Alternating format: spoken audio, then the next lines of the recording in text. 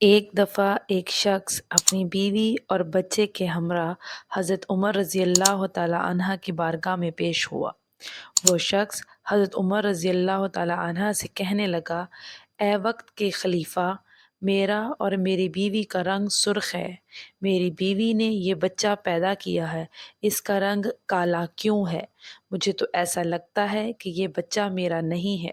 میری بیوی نے کسی کے ساتھ بدکاری کی ہے، جس کی وجہ سے اس کے بچے کا رنگ ہم دونوں کے ساتھ نہیں ملتا۔ وہ شخص بار بار اپنی بیوی پر الزام تراشی کر رہا تھا۔ بیوی نے روتے ہوئے حضرت عمر رضی اللہ تعالیٰ عنہ کو کہا، اے امیر المومنین، میں سچ بول رہی ہوں، میں نے کبھی بھی امانت میں خیانت نہیں کی۔ یہ میرا خاوند ہے، یہ بچہ اسی کا ہے۔ میں نے ہر وقت اپنے شوہر کے ساتھ وفاداری کی ہے۔ میں نے ہمیشہ اپنے خاوند کی موجودگی اور غیر موجودگی میں اپنی عزت کا خیال رکھا ہے۔ میرا شوہر مجھ پر یقین نہیں کر رہا ہے۔ شوہر نے کہا، اے امیر المومنین، میری بیوی جھوٹ بول رہی ہے، یہ بچہ میرا نہیں ہے، یہ بچہ کسی اور کا ہے۔ اگر یہ بچہ میرا ہوتا تو اس کا رنگ ہم دونوں جیسا ہوتا۔ اس بچے کو دیکھ کر صاف صاف ظاہر ہوتا ہے یہ بچہ میرا نہیں ہے۔ میری بیوی جھوٹ بول رہی ہے۔ بیوی مسلسل زار و قطار رو رہی تھی۔ خاوند اپنی بیوی کی ایک بات سننے کی کو بھی تیار نہیں تھا۔ حضرت عمر رضی اللہ تعالی عنہ نے سوچا کہ کیوں نہ اس معاملے میں داماد رسول حضرت علی شیر خدا سے مدد لی جائے۔ حضرت عمر رضی اللہ تعالی عنہ خاوند، بیوی اور بچے کو لے کر حضرت علی رضی اللہ تعالی عنہ کے پاس تشریف لے گئے۔ انہوں نے حضرت علی رضی اللہ تعالی عنہ کو سلام پیش کیا۔ حضرت علی رضی اللہ تعالی عنہ نے سلام کا جواب دیا۔ حضرت علی رضی اللہ تعالی عنہ نے دریافت کیا، اے عمر رضی اللہ تعالی عنہ، کیسے آنا ہوا؟ حضرت عمر رضی اللہ تعالی عنہ نے فرمایا، اے علی رضی اللہ تعالی عنہ، ہم ایک مسئلہ پوچھنے کے لیے آپ کے پاس تشریف لائے ہیں۔ حضرت علی رضی اللہ تعالی عنہ نے خاوند سے کہا، اے بندے، میں جو کچھ بھی پوچھوں گا تم نے اس کا جواب سچ سچ بتانا ہے۔ اس شخص نے کہا، ٹھیک ہے، پوچھئے، کیا پوچھنا چاہتے ہیں؟ حضرت علی رضی اللہ تعالی عنہ نے پوچھا، اے اللہ کے بندے، جب تیری بیوی حالت حیض میں تھی، کیا تو نے اپنی بیوی کے ساتھ ہم بستری کی تھی؟ یہ سوال سن کر آدمی نے کچھ لمحے کے لیے خاموشی اختیار کی، پھر کہنے لگا، ہاں، یہ بات سچ ہے کہ میری بیوی حالت حیض میں تھی تو میں نے اپنی بیوی کے ساتھ ہم بستری کی تھی۔ حضرت علی رضی اللہ تعالی عنہ فرمانے لگے، اے بندے، یہ بچہ تمہارا ہی ہے، بلا وجہ اپنی بیوی پر الزام تراشی نہ کرو۔ جب تو نے بیوی کے ساتھ حیض کے دنوں میں ہم بستری کی تھی تو تیرا نطفہ تمہاری بیوی کے سیاہ خون کے ساتھ مل گیا، جس کی وجہ سے بچے کا رنگ سیاہ ہو گیا ہے۔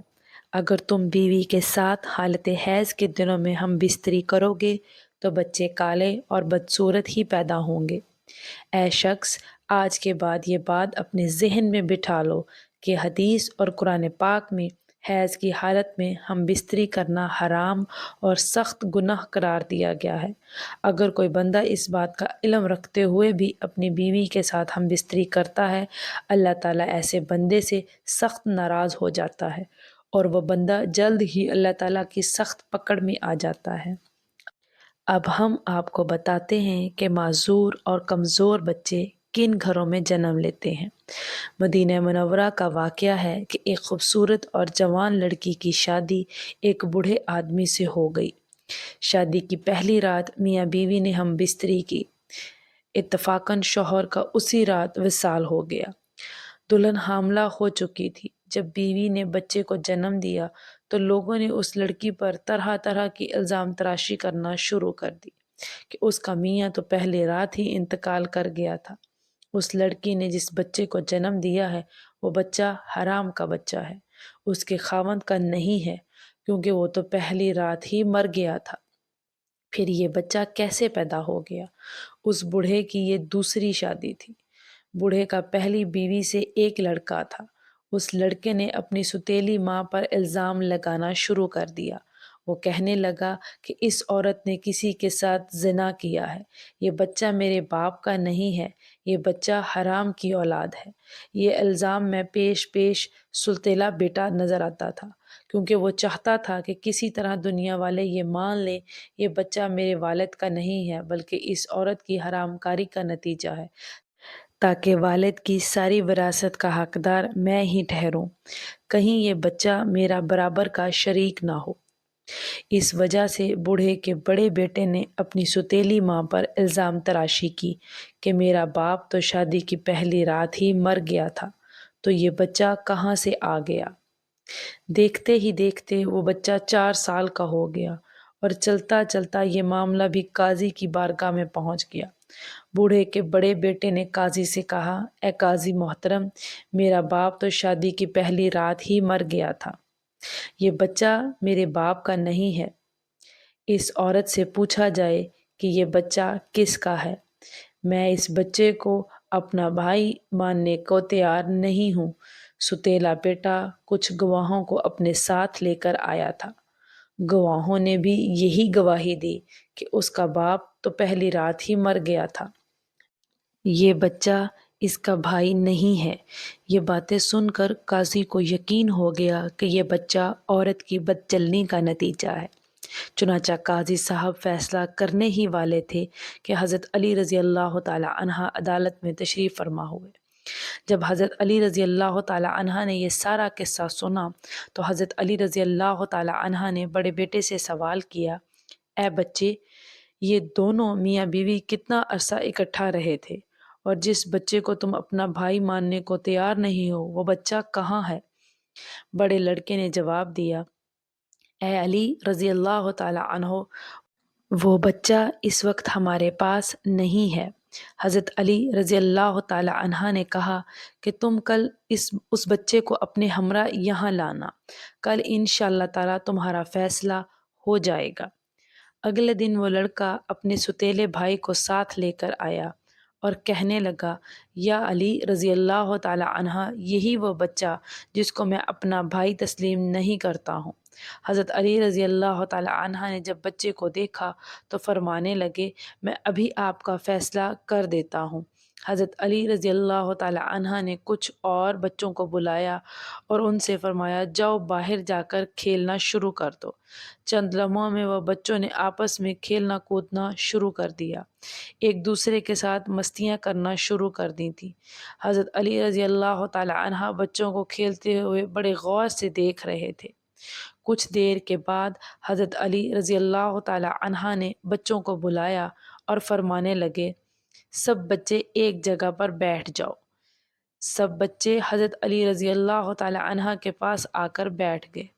اس کے بعد حضرت علی رضی اللہ تعالی عنہ نے سب بچوں کو ایک ساتھ کھڑے ہونے کا حکم دیا تو سب بچے ایک ساتھ کھڑے ہو گئے۔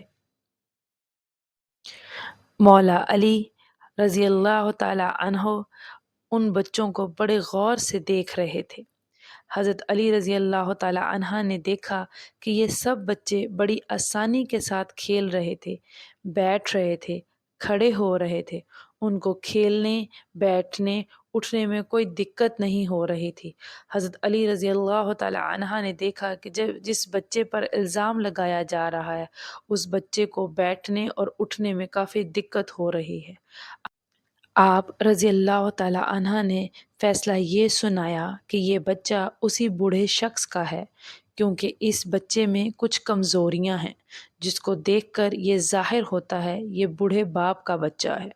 باقی سب بچوں کو کسی قسم کی دقت نہیں ہو رہی ہے، وہ بآسانی سے چلتے پھرتے اور کھیلتے ہوئے نظر آتے ہیں، ان میں کوئی کمزوری نظر نہیں آ رہی، کیونکہ وہ جوان باپ کی اولاد ہیں۔ اللہ پاک سب کو صحت مند اور خوبصورت اولاد سے نوازے، آمین ثم آمین۔ ناظرین، کمنٹ سیکشن میں اللہ تعالیٰ کے 99 ناموں میں سے ایک نام ضرور ٹائپ کریں۔